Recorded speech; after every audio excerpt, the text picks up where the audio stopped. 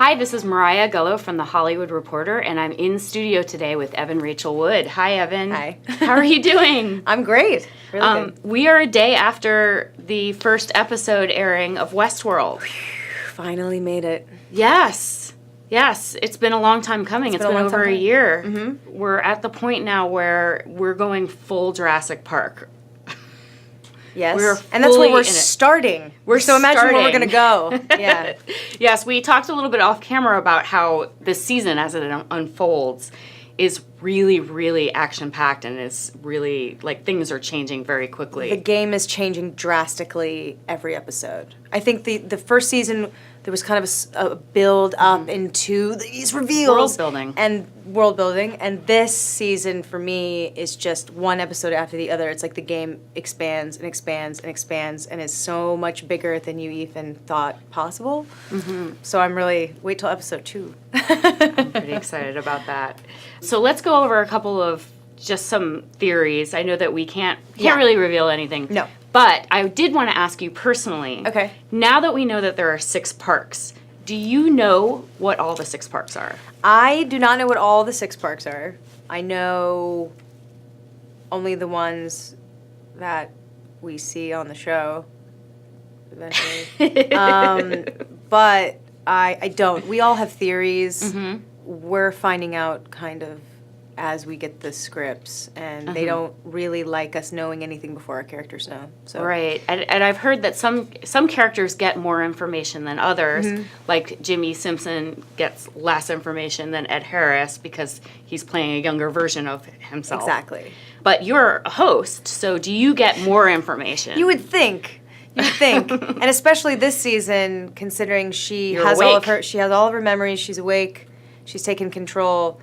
I thought they would just tell me everything. Yeah. But they did not. They kept dropping bombs on me. I knew more than I did last season. Right. But I actually felt like I knew less this season. Wow. And Lisa Joy has said that the characters do evolve based on the actors who are cast for the roles. So did you see more of yourself or more of your interests in the new season? Yes, and I think what we saw in episode 1, in that first scene with Dolores, is that she has at least 3 different characters swimming around in there right now.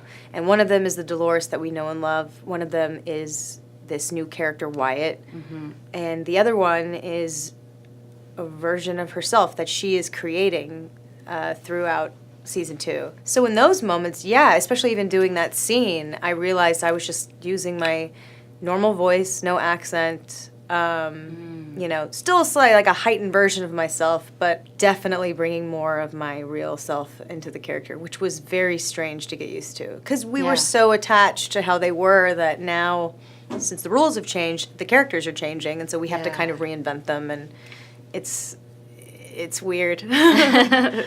That first speech that you give when you're terrifying the customers. Yes. As kind of, like you said, this combination of Dolores and Wyatt.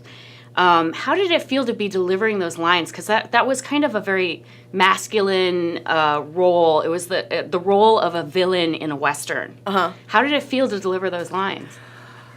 This whole season really was like wearing a glove that didn't quite fit or that you weren't used to, because I had to do things and be commanding and be almost like a general.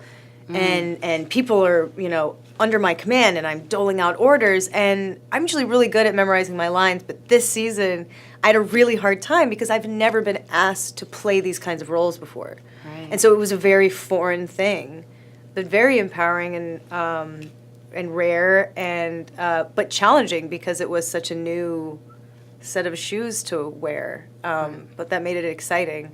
Yeah. Yeah, and you've said before that some of the things that make you uncomfortable about season 1, like the way that the hosts are treated, you said just hang in there because things are changing. So is season 2, like, are we there? Are we in the place now where we can be like, all right? I would say so, yes. Yeah. Yes, most definitely. It's a completely equal playing field now between hosts and humans. And we're in the war. This is the season of the war. Yeah.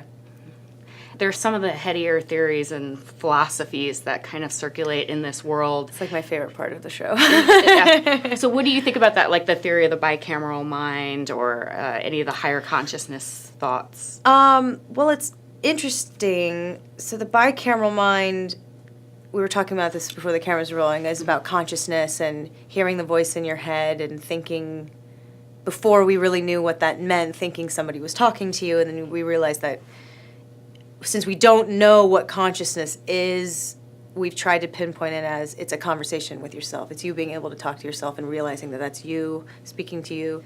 But before we knew what that was, we thought God was talking to us, or voices. It's why there's that amazing scene with Anthony and I at the end of season 1 where he shows the painting on the ceiling of the Sistine Chapel and saying, look, there's been clues in plain sight. And I think that really sums up the show. I think what we're asking the audience to do is not take anything for granted and to think that one step further and to maybe look at things differently for different answers and to actually question the nature of your reality, which I feel like I do every day on the show anyway. I usually have an existential crisis after every season because it truly makes me look at the world differently. Yeah. And I mean, just being on a television set almost feels like you're in an existential kind of world where you're like, am I pretending? Who am I being? Yes. Where am I going with this? As people are telling you what to do, but then you have to make your own choices. Yeah, it's very much like being a guest in the park, especially since we're not given all the information. We kind of just show up and things are given to us and we get sort of an idea of what we're doing, and then we just have to kind of blindly go through it. And the sets are so massive, and you're in full character, full, period clothing. So it really does feel like you've walked into another world the second you step on the set. It's completely immersive. You can walk in and out of the buildings. Everything's dressed. So it certainly alters your reality for a bit. And I think it takes us all some time to come down after the show and reintegrate ourselves back into the real world, since Westworld is so intense. Wow. Yeah. And then we're also, once again, in this season, playing around with multiple timelines. Oh, yeah. Can you tell us anything about that? Are things going to become more clear as the season goes on? Or are we going to continually be confused and be watching for, Arnold's tie or Bernard's tie to change? Well, again, the rules have changed. So, but I watched the first episode, and I was trying to piece together the timelines myself because we shot out of order. So I don't actually know what the right order the show goes in. Sometimes I didn't even really know what episode we were on. That goes for the whole cast. So yes, I think it's going to take, we will play down to the audience. What's fun about the show is that you can watch it. You don't have to figure things out. It still will unfold and you'll get the answers and it's amazing to watch. But if you do want to take it that step further, I mean, we've littered the show with clues and Easter eggs and things to sort of guide you in the right direction. But they're definitely harder to find this season, I think. Yeah. Okay, so one of the Easter eggs I think I noticed was the opening sequence. Yeah, we got a new opening. Baby host. Mm-hmm. Is it a host? I mean, who knows? I don't know either. I was watching that going what's this? Yeah. It could be, Maeve and her daughter, though. We don't know. It could be. Yeah. I don't know. I'm curious, especially after seeing Blade Runner and then Blade Runner 2049. Right. Starts raising a lot of questions about what's circulating in the creative world about AI and how AI is created. I agree. I don't think anything is there by accident. I think you should ask questions about everything. I wondered the same thing. So I'm actually watching the show unfold with everybody else because all of us usually have so much work to do with our own storylines that it's hard to take in or read everybody else's. And then we also kind of like to stay away from other people's storylines so that we can watch the show as a viewer. So there was stuff in the first episode that I was watching for the first time. I had no idea what everybody else was doing. Is anything shocking you, or you don't have to say it, but is anything? Nothing's been really shocking, but I'm always blown away by how good everybody on the show is. Mm-hmm. And you can just tell the tone has shifted. Everyone's really settled into their roles nicely. And I just think the acting is even better this season. It's just different.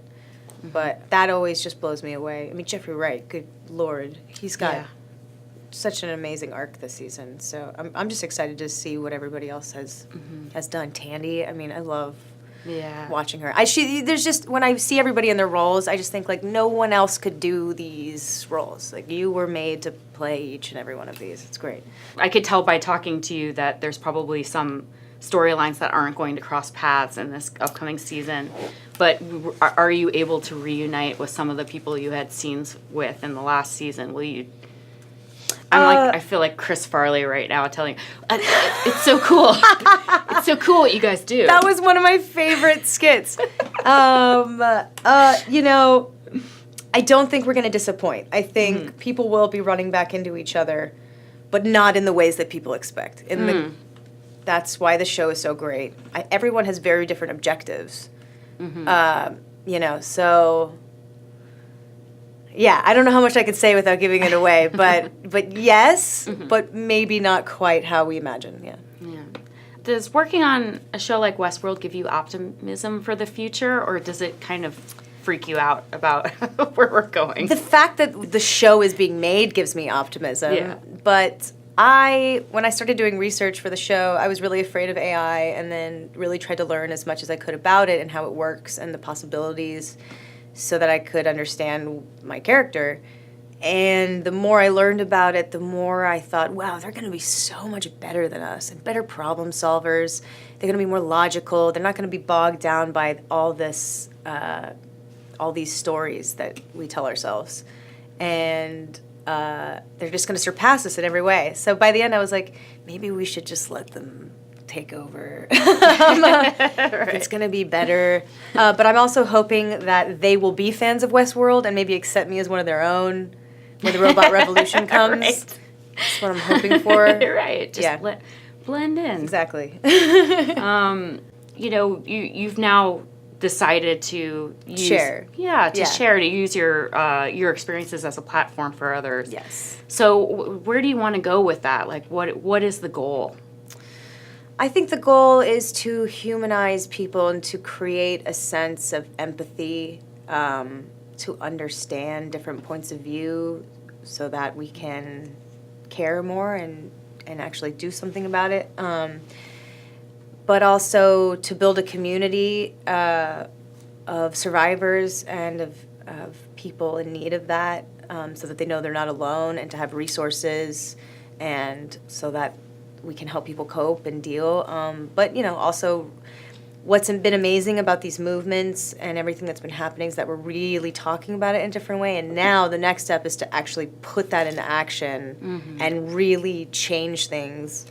And so I think that's what we're trying to do, and that's what, you know, Tandy's been doing for years, and a lot, you know, all the women on the show really do mirror their characters in similar ways because of that.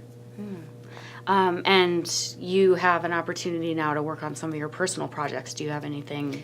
I'm still making music. I'm kind of doing solo stuff and playing some shows around LA with my good friend Zane Carney. And I'm writing, I write a column for Nylon occasionally. I very close to getting some of my own films made. I'm really starting to, you know, Westworld's been wonderful. I shadow all the directors. I try to learn as much as I can, cool. Because they're the best of the best. And so I want to get behind the camera one day and make my own things. So that's kind of what I've been doing while I've been off of Westworld. Exciting. Really just recuperating until I have to go back into the park. Yeah. Well, as you are out of the park, we get to go into the park. So, Evan, thank you very much. And hold on to something.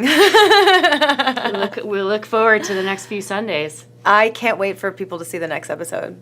Yeah, that's when we're really going to go into some uncharted territory, and the stakes will be raised. Can you give me one word? Give me one word to tease it out.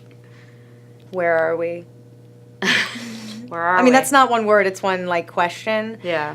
Yeah. Bye. Bye.